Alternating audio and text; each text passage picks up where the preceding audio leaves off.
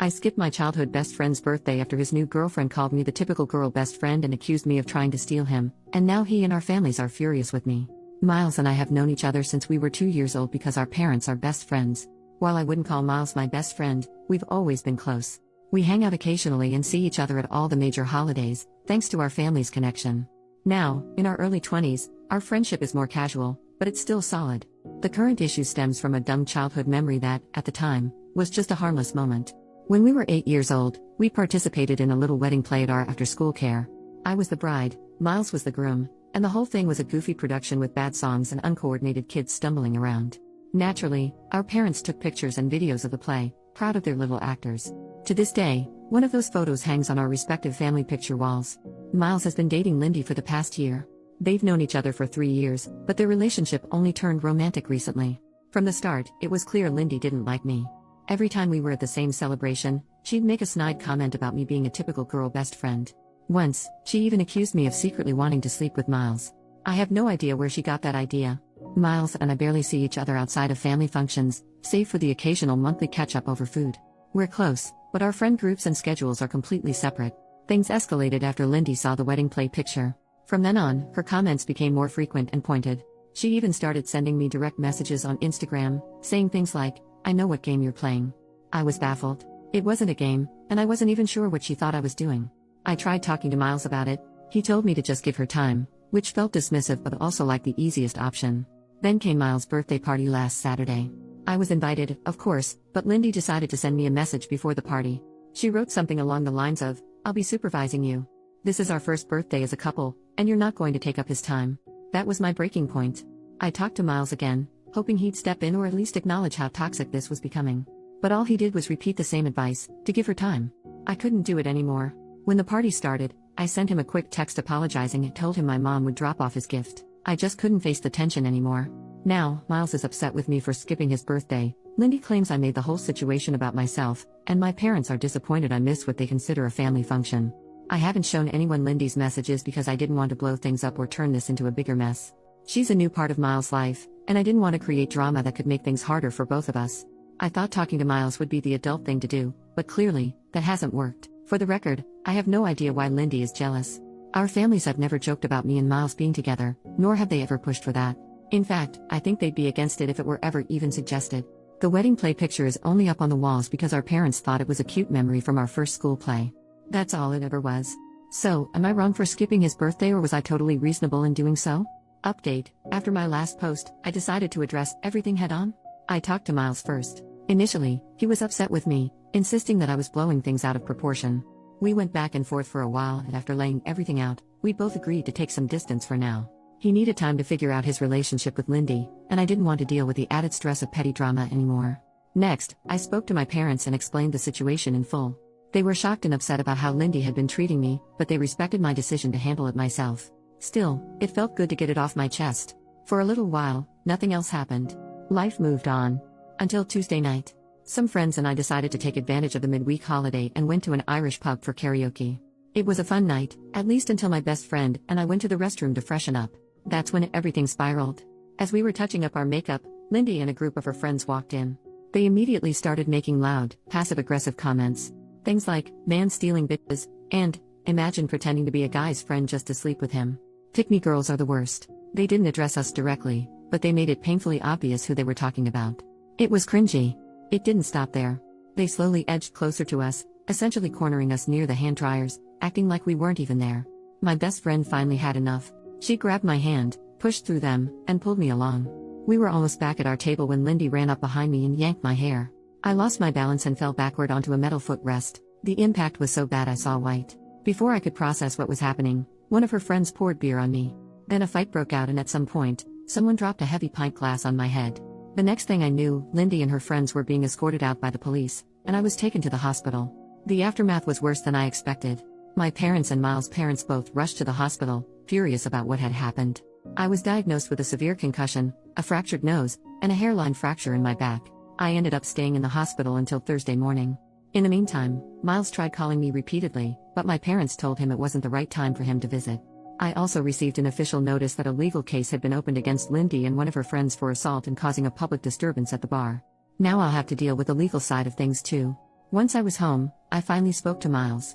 Our conversation was long and emotional. He admitted that Lindy's behavior went far beyond what I had experienced. She'd isolated him from friends, berated him constantly, and taken her frustrations out on him in terrifying ways. He described how she would scratch and bite him when she was angry, and how she made him feel trapped in the relationship. By the end of our talk, we were both in tears, apologizing to each other and vowing to rebuild our friendship. At the very least, we agreed to communicate more openly moving forward. Miles broke up with Lindy shortly after our conversation and is currently staying at my parents' house to get some space and figure things out. That's where things stand for now. Second update. Hi everyone, there's been some progress, so I wanted to provide an update. I'll share the main points now and dive into more details later. First of all, a court date has finally been set for the case against Lindy. It took 2 months to arrange and is still 3 months away, but at least something is happening. Our lawyer has explained that, as a first-time offender, Lindy is unlikely to face jail time. If she does, it would probably be no more than 3 months. More likely, she'll have to pay a fine equal to 100 days of her income or something similar. I've left all of this in my father's hands. I simply don't have the energy or the headspace to deal with it myself. There's also a second legal case underway, this time tied to my health. What started as a hairline fracture in my back has developed into a chronic condition. I'm in daily pain. Some days are better than others, but there hasn't been a single day where I've been completely pain-free. As a result, I've been unable to work. For now, my insurance is covering 75% of my former income, and my workplace is making up the difference. However, it's likely that I'll be let go soon, as I can't return to my job. Because of this, my insurance company has filed a claim against Lindy to recover my lost wages. Right now, I'm not in contact with Miles.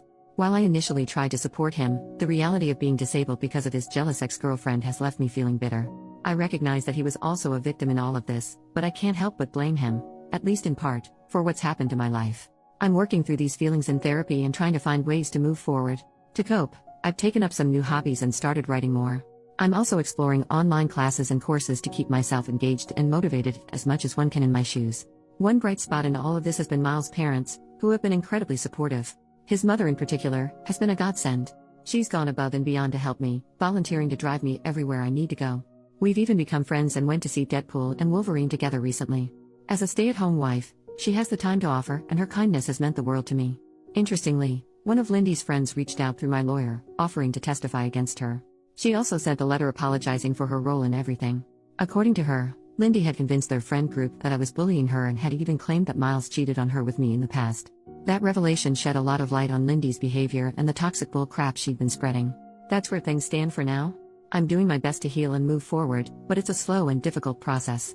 Take care of yourselves, and always shield your back. New update. Hey everyone. So, here we are again, and honestly, I'm just exhausted. Things have progressed, but this whole ordeal feels like it will never end. The first court date came and went. It was my insurance company versus Lindy, and, no surprise, she lost. She's now responsible for most of my lost wages, which is some relief I guess. Thankfully, I didn't have to be there the entire time, because I've had enough of this circus. As for the criminal case, it's still up in the air whether it will even go to trial. My lawyer is handling it, and my dad's taken over the practical side of things because I've reached my limit. Lindy's legal team seems to be in full panic mode after that loss, but honestly, not my problem anymore. More of Lindy's friends have come forward with testimonies, and it's been enlightening. Turns out, this isn't her first time pulling something like this. One girl shared how, back in high school, Lindy started a campaign of rumors because she was jealous of the girl sitting next to her boyfriend. It gets worse. Lindy literally sprinkled breadcrumbs on this girl's table to trigger her celiac disease. Yes, breadcrumbs. It wasn't provable back then, but now, with all these former friends speaking up, the truth is coming out. And let's be real, these people aren't stepping forward out of moral clarity, they're just terrified of the fallout on their own records. Receipts are pouring in, and the whole thing keeps getting uglier. Now let's talk about Miles, because that's another disaster. We're still not speaking, and for good reason. It turns out he's known for a while that Lindy was threatening him. She told him bad things would happen if he didn't cut me off and stop his parents from talking to me. And what did he do? He laughed it off, assuming she just meant breaking up with him. Nope, she was dead serious. She even started stalking me and one of his cousins, making fake profiles to send cryptic messages. And what did Miles do then? He talked her down. That's it. He let her spiral, and now I'm the one left dealing with the fallout. I'm furious. He knew she was unhinged and didn't do anything meaningful to stop her. His dad finally stepped in and dragged him to the police to file reports about everything. They've gathered evidence, including screenshots from when Lindy stalked his cousin and photos of injuries from when she got physical with Miles. At least something is being done now, but it's too little, too late for me. As for Lindy, she's gone quiet, except on TikTok of course. My friends keep sending me her cringy videos, and it's honestly disturbing. She's pretending like nothing is happening, posting trendy videos with her new boyfriend. From what I hear, she's living at his place now, probably because her parents cut her off. And the boyfriend? Well, my friend did some digging, and let's just say he fits her type. As my grandma likes to say, there's a lid for every pot. On the health front, things are still rough. My pain hasn't improved, and now it's radiating to my left hip. I'm waiting for a surgery appointment, which looks like it'll happen in early 2025. Most days, I feel like I'm held together with duct tape. On the bright side, I've made a few friends among the nurses. One of them even braids my hair, which is sweet. I'm also seeing a physiotherapist, though at this point it's mostly for massages to manage the pain. They suggested pool exercises, so now I'm in an aqua aerobics class for seniors. Honestly, the old ladies are a riot, except for one who always looks miserable, but I can't judge because I kind of get it. One piece of good news, I finally got approved for a wheelchair. It's been a game changer. Now I can go out with my friends without feeling like my body is going to collapse after an hour. I've also started taking some university courses for fun and playing way too much Fallout. So, there's that. And that's where things stand. It's still a mess, but I'm doing my best to get through it. Thanks for sticking around. I've really appreciated all of your comments and letting me vent.